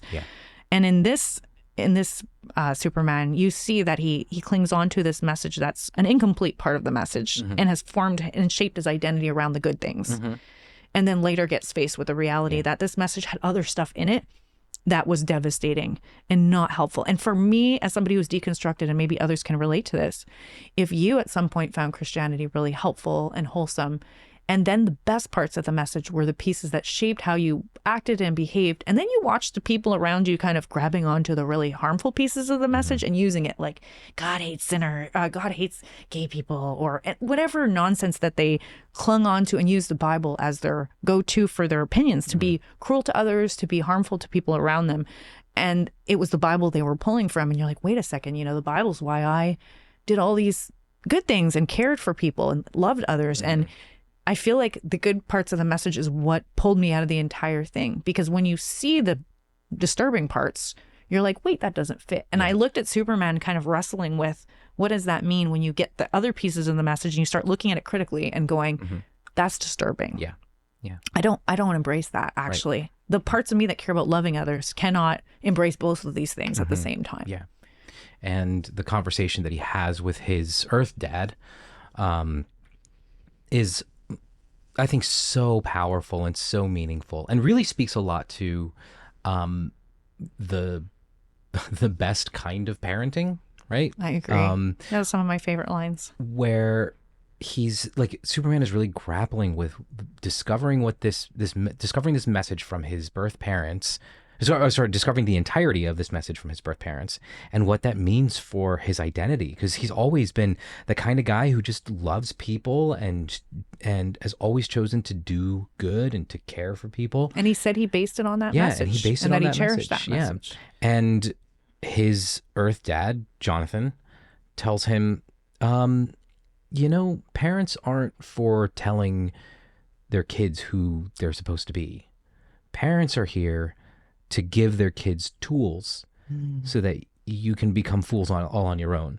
Yeah, kind of just joking around and poking fun at it. But the idea of, somebody who actually loves and cares for you benevolent, like in a good way, in a healthy way, not being there to tell you who you are, but to give you tools, I think is much more of a healthy picture, not just of parenting, but what a loving therapist, friend, anyone in your life would do for you, would be like, or a partner. Yeah. Isn't there to be like, you need to do this. You need to be this person. This is what it's to be a support is to give someone tools. To be a support is to be like, how do I, a healthy faith would be something that equips you to have, to care about truth, to have a healthy skepticism, critical thinking. It would be teaching you how to analyze the world in a healthy way. Right. Instead of being like, you think of unhealthy parents that are like, unless you become this or that, here's the career path you have to take or I reject you. Here's the gender you have to be with in order for me to, or how you have to present yourself in order for me to accept you. Those are the parents that need you to tell you who you have to be in order to be accepted. Yeah. And he's saying, Jonathan's saying to him, that's not the job of a parent. Right. It's to equip you with the tools that you're going to need in life to figure out who you are. Yeah. And that's kind of beautiful. It is. And he talks about how the way that he's behaved is a better definer of who he is than whatever his bio parent told him. It's your actions, it's your choices, your actions that define who you are, is what he tells Clark. I realize that I've been referencing Superman as Clark and Superman. If you're completely and utterly unfamiliar with Superman lore, Superman and Clark Kent are one and the same. Clark Kent is his Earth name, and Superman, of course, is his like big persona. And his name from his home planet is Kal-El. So those are the three names that Superman has. In case you were curious, if I ever go around in tangents and start talking, I was doing that too, switching back and forth between Clark and Superman. Yeah, he's both. Yeah. When I started talking about this, on Full Mutuality, I just kind of wrote up after watching. on your Facebook page. On Facebook page, someone jumped in and I'll just give a shout out to Will Nicholas, who said, "I absolutely love the juxtaposition of the narrative we inherit and the narrative we choose. We're not bound by beliefs we are handed, but always have the freedom and the responsibility to choose, and it's what defines us." And I just thought, that was so beautifully said and beautifully put. Like, that was the juxtaposition between the stuff you inherit and the stuff you choose to do, and how you sift through that. Yeah, what I've really appreciated about this new interpretation of Superman on screen is that this is not a Superman who is burdened by destiny. This is not a Superman who is a demigod. It's a Superman who chooses to look after people, chooses to help out wherever he can, and does that because he's just a guy who happens to have a few more tools than everyone else around him, and he wants to put those tools to good use. And sure, there's a place for the sort of deconstructive narrative of like, what is a superhero, and asking those questions of what would a person be if they had unlimited power. But I think that's best left for a character like Homelander in The Boys. I think what makes Superman compelling isn't what he's capable of doing with his vast power. What makes Superman compelling is the way that he interacts with people and the way he looks at the world around him. That's what I think makes for a good Superman movie. And yeah, like I was saying before, it's just so refreshing to see a Superman who's not connected to this cosmological deity of like, you know, a Christ allegory where, you know, we just see him constantly like burdened by this destiny. I know I've used that phrase a few times, but that's just... But even just the Christ allegory, I love when Clark pipes up, or Superman. Again, I'm doing it either. I'm trying to figure out which of those to use. But he mentions like, I'm not human because, and he mentions he's not perfect. He messes up. Yeah. Right? Like the Christ allegory stuff, it really doesn't fit with that idea. He's like, being human is to screw up sometimes. Right. You know, and then he's like, and you get back on your feet. He's like, some days you're scared. He talked about fear and about how, you know, he has rough times sometimes where, but he's like, it's about putting one foot in front of the other even when you're scared and keep going and trying to make a difference. Yeah. So it was a very human, you know, a very relatable to anyone kind of a story. Yep. Yeah. Yeah. I think it was that moment where Lex said to Superman, like, you're like basically accusing him of being alien, being a creature that's not of this world, being inhuman. And Superman responds to him with, that's where you've always been wrong about me, because I am deeply human. That's my greatest strength, is that I try, I care about people. I do the best I can with what I have. And sometimes I screw up, but I don't let my mistakes define me. You know, and all of those things kind of wrapped up. And it was a little preachy, but I think I really liked that it was preachy. Yeah. And some of it was like more subtly stated. Like, I mean, he didn't say, you know, maybe I was pulling from an unhealthy source of messaging before. He just kind of analyzed it and then decided to keep going. Like, took his dad's advice and decided, okay, like, I don't have to be defined by what my bio parents sent me here on a mission to be. I get to define who I am. Yeah. You know, and he didn't say that out loud per se, but you saw him taking that on. That decision that he gets to define himself, that he gets to, he's not going to let their messaging about him. And, you know, other people are looking at him like, oh, that's who you are. Like, that must define you because that's what the text, that's the messaging said, right? About you. That's what you're supposed to be sent here for. And I think a lot of us have had, you know, we looked around at our former communities and we don't feel like being defined by that. We don't fit into that mold. That messaging doesn't fit us anymore. We don't, watching them bristle at the idea of kindness as being too woke, we're just like, what? We want to love people. And so we're having to break out of the identities we were given, told we were, and define ourselves by how we want to treat people and behave, even if that puts us on the outside, even if, other people might misunderstand us. That's fine. Yeah. Yeah. So, all of that to say. That sounded preachy. We're ex-evangelicals. We were taught to preach. We know how to do that.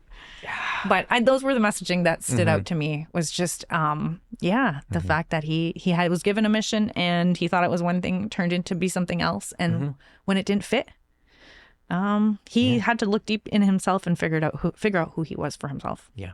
Yeah. And I think for anybody, that's like a, you know, you look at this story, you look at the journey that Superman takes in this movie, and I think it's so incredibly relatable to anybody who is trying to get a sense for who they are, right? Those of us who are coming out of those types of environments that have always defined for us who we are, and now we're striking out into a world where nothing is giving that to us, and we have to sort of figure out who we are, right? You made me think of something else from the movie. Okay. What you were just saying. In terms of the messaging we were giving, and now we're striking out and we have to think of who we are. He had a message playing in the background whenever he would go to his fortress of solitude, and it was that message. Yeah. It was that one that was given to him. Yeah.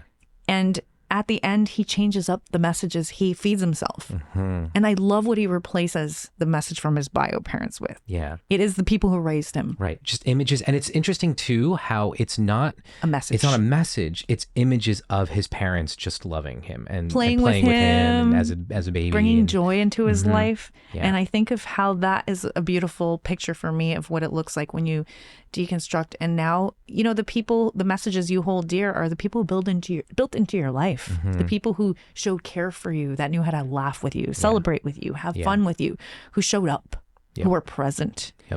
Like, instead of looking to this message from someone he had no personal relationship with, it became about the personal relationships. Yeah. And building, and that being a source of comfort to him. Yeah.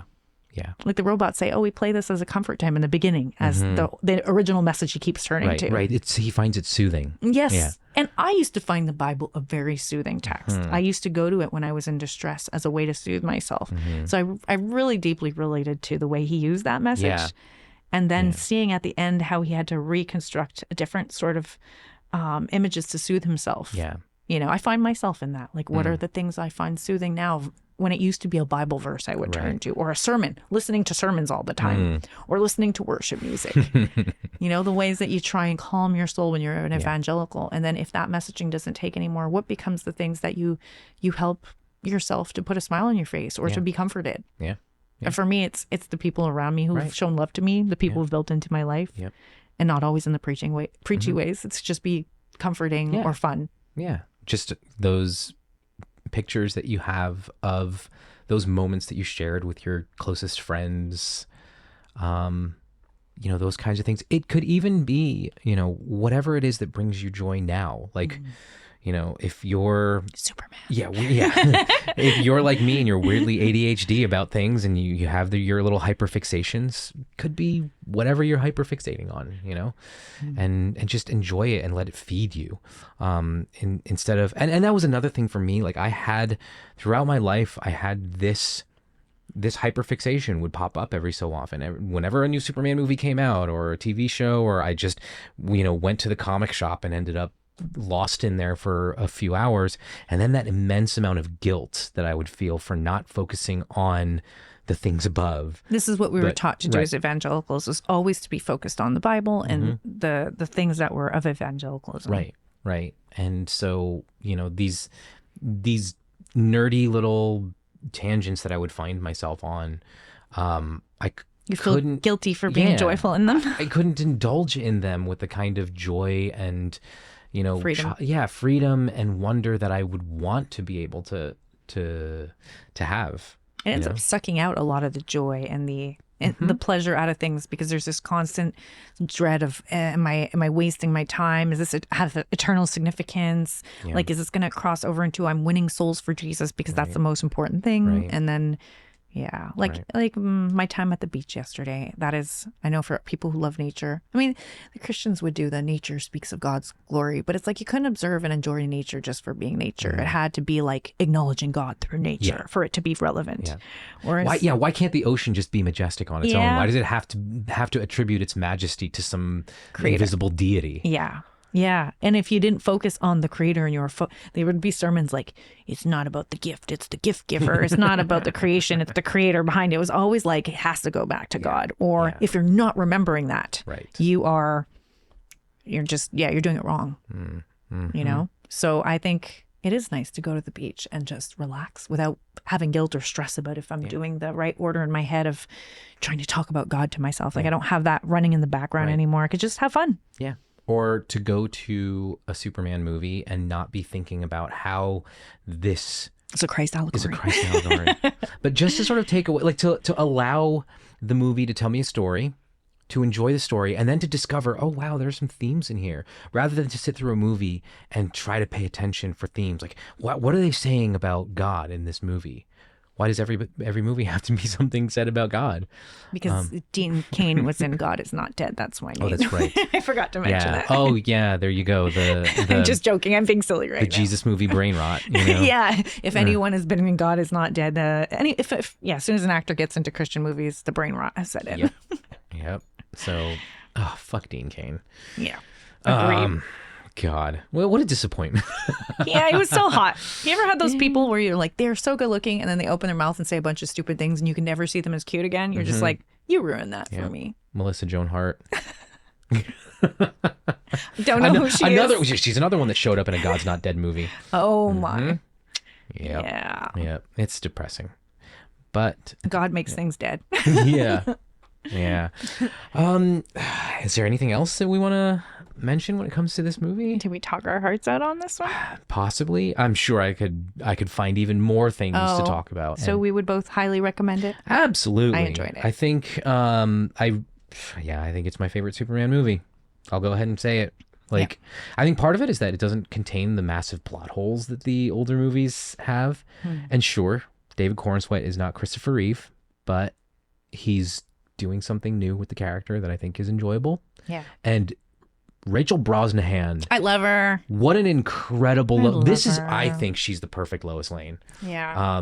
I enjoy her. Bitsy Tulloch did a great job in Superman and Lois, and she'll always like her rendition adds to what makes the character great. But I think Rachel Brosnahan just put her stamp on this character. She reminds me though of Bitsy Tulloch. Yes. Yeah. Yes. A little bit. Yeah. That sort of fire, and she's doing the journalism thing. Yeah.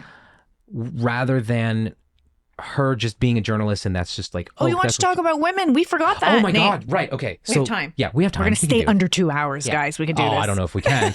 But I do think. Oh my God! I can't believe we forgot. This is important stuff, right? So, Lois Lane drives the plot. When of you this said movie. Lois, I was like, that's what jogged my memory. Yeah, and I really appreciate that, because other cinematic representations of Lois have not been plot drivers. Like in Man of Steel, the plot happens to her. Mm-hmm. And yeah, she gets a decent amount of screen time, but she's not really pushing the story along. She's just sort of along for the ride. And Margot Kidder, to a lot of extent, is she just does a bunch of dumb things where Superman has to come and save her butt nonstop. And, yeah. So in that sense, she's kind of driving the plot, but she's also like, she's constantly having to be rescued. But that's where I was going with this. Yeah. He's saving her. Yeah. Whereas in this Superman, she's saving him. She's saving him. And that, I think, is that's a cool story to play out. I loved the way it was executed in this movie. Mm-hmm. She played to all of her strength. Also, so a big part of Superman's cinematic appearances are the interview. The one where Lois sits down with Superman and interviews him. So in the 1978 Superman movie, it's that scene where Superman flies in to the balcony. They're flirting with each other. Outside Lois's apartment. So cutesy. Yep. And she's asking all the Do you have a questions. girlfriend? Yeah. Oh, you'd be the first to know. Okay, I would tell you. What? But that moment though was just riddled with chemistry. Like their little looks at each other and their little smirks. So that scene was fantastic. But as far as a journalist goes, that's not that's not hard hitting journalism. That's a fluff piece. Yeah. She's sitting there asking him, so what planet, where are you from? All of the, those it seemed like a human interest story that really wasn't getting to the meat of anything. What's funny was this Lois bugging Clark about interviewing himself and, do you time yourself and kind of picking on him for. So we'll get there. So Margot, so that's the 1978, right? And then in Superman Returns, there is another scene that's also the interview, but that one just to me feels like two angry ex-lovers, or an angry ex-lover and somebody who's trying to defend himself against his angry ex-lover. Like, it didn't feel like real hard-hitting journalism. It just felt like somebody, why did you leave me? And then in Man of Steel, that wasn't really like the interview. So in that scene, okay, let me just paint the picture. So in 1978, it was the rooftop outside Lois's apartment. In 2006, it was the rooftop of the Daily Planet. And then Superman sidesteps the interview entirely and just swoops Lois off of her feet, and they go for a romantic flight to, harken back to 1978. And then in 2013, with Man of Steel, Superman has turned himself over to be arrested, and he's sitting in an interrogation room, and he won't answer anyone's questions except Lois's, and Lois comes in to ask the questions. And she doesn't really ask a whole lot of good questions. She just sort of sits there and says, so what's with the S on your chest? And he goes, it's not an S. On my world, it means hope. There's no interview, again, no journalistic work. Lois isn't doing journalistic work in any of those interpretations of her. In this movie, she actually asks him hard questions. She paints a picture about the political landscape because she's paying attention. Clearly, journalism informs who Lois is in this movie. Her desire to be unbiased, even if she has her own personal opinion. At some points he's like, you already know what. You don't actually think that, Lois, because she's asking questions that kind of paint both sides, giving voice to each perspective. Right. And he's like, he knows where her actual opinion lies. Right, because they've been dating. Right. So, yeah. And he calls her on that, and she's like, no, that doesn't stop me from posing both questions. Yeah. She's like, I may believe, because you don't actually believe that that's a legitimate, good, benevolent government. She's like, well, that's my opinion, but I need to, these are the questions that are going to be on people's minds. Yeah. Calling him out on the actions that he took. She's the one that points out that he showed up as a representative of America in the Middle East and inserted himself into an international conflict. And now that puts America's diplomatic relations at risk. How do you answer those kinds of questions? And these are things he's not thinking of. So I really appreciated that about her. I also appreciated that, like you were saying, she goes on the rescue mission to rescue Superman from Lex's prison. Yeah. And that a lot of the story wouldn't have happened if she hadn't taken certain actions. Right. Which makes, their happy kiss at the end earned. Unlike Man of Steel, you're actually like happy for the two of them. They have their own couple conflict that goes on, kind of trying to feel out their compatibility in terms of personality differences, in terms of their own awkwardness with how they handle things or their reactions to each other on stuff. And then you see that they genuinely both really care about each other, deeply care about each other. And it's shown through measurable, obvious things they say and do that prove it. Yep. So by the end of it, when they reconcile, you're like, yeah, you guys have worked to earn this because you clearly have a lot of care for each other. And Yep, absolutely. Another character that I was surprised by their influence on the storyline was Eve Tessmacher, who... I'm glad you made me watch Superman 1 and 2 because I wouldn't have known who you're talking about. Yeah. So Eve Tessmacher in Superman 1 and 2 is Lex Luthor's girlfriend. And she's not explicitly his girlfriend. She's sort of a tag-along in the movie. She's that sexy, pretty, Mm-hmm.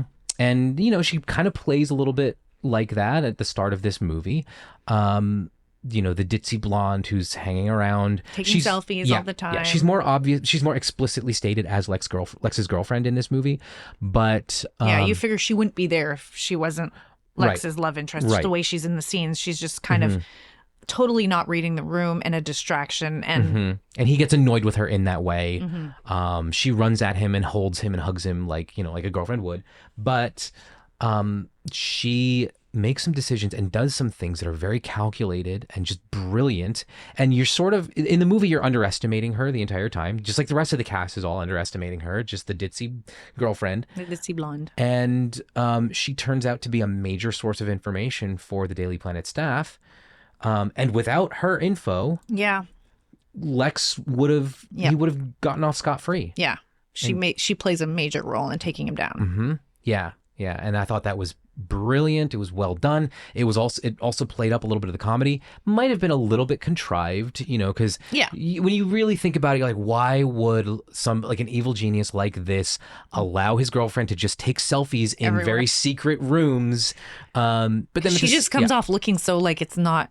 It's just her being superficial and shallow, and so just taking sexy selfies. Yeah, but on the other hand, somebody who is that full of himself might not even think highly enough of another person to imagine that they would do something that could threaten his plans. So I thought her relationship with Jimmy was another character that factored into this more than other previous Jimmys have been in Superman. In movies, in the Superman movies. He's more of a role. I love the actor who plays Jimmy too. Yeah. Righteous Gemstone's grandson.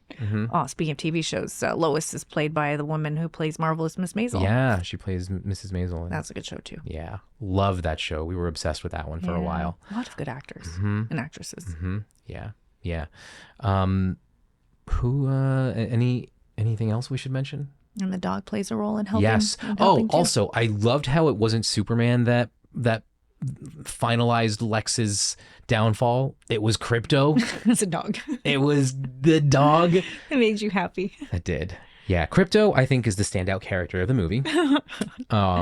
Reminds you of a good boy, but a bad dog? Yes, he's a bad dog, but he's such a good boy. He's such a good boy. Yeah, he's the kind of dog that quite clearly is poorly trained and doesn't get enough exercise. And it's so realistically done. It's pretty clear that James Gunn has a love for dogs.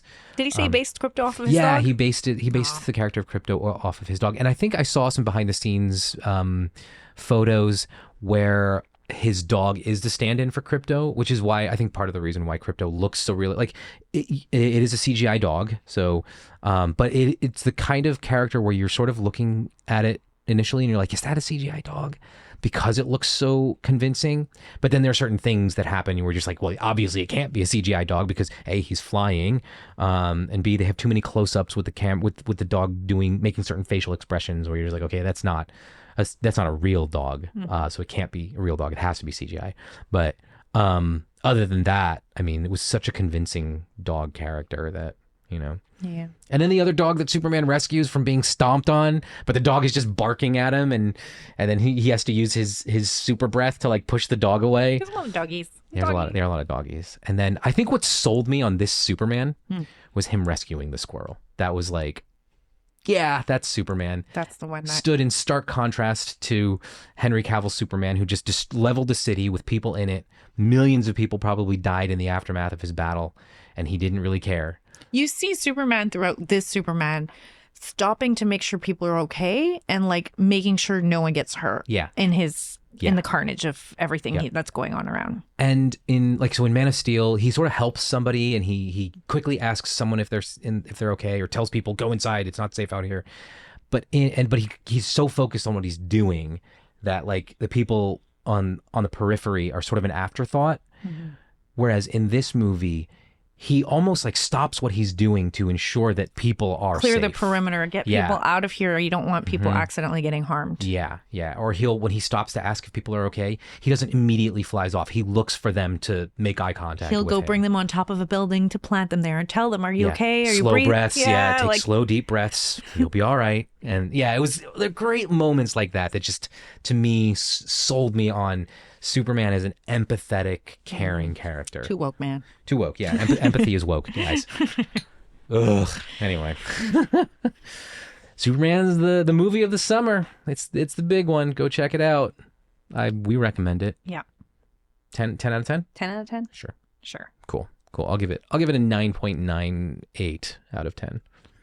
I have little qualms with it. It's not a perfect movie, but I think it's a perfect superhero movie. Yeah. For Superman movie. Yeah. It was great. Yeah. All right. I think that'll do it for us for now. I don't know when we'll be back next. We have some episodes that we haven't edited yet that are still kind of sitting there. Hopefully we'll get to some of that. Yeah.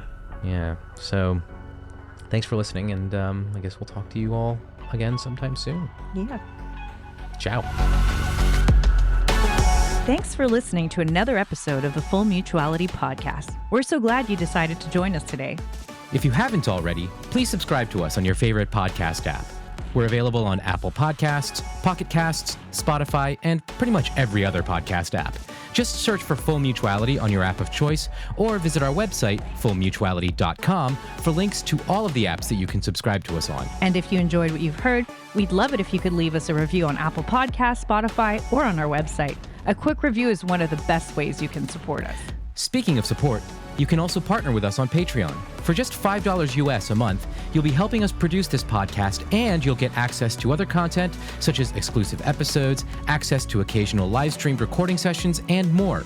Just head over to patreon.com/fullmutuality to sign up. Thanks again for hanging out with us today, and we'll see you on the next episode of the Full Mutuality Podcast. This is a Dauntless Media Collective podcast. Visit dauntless.fm for more content.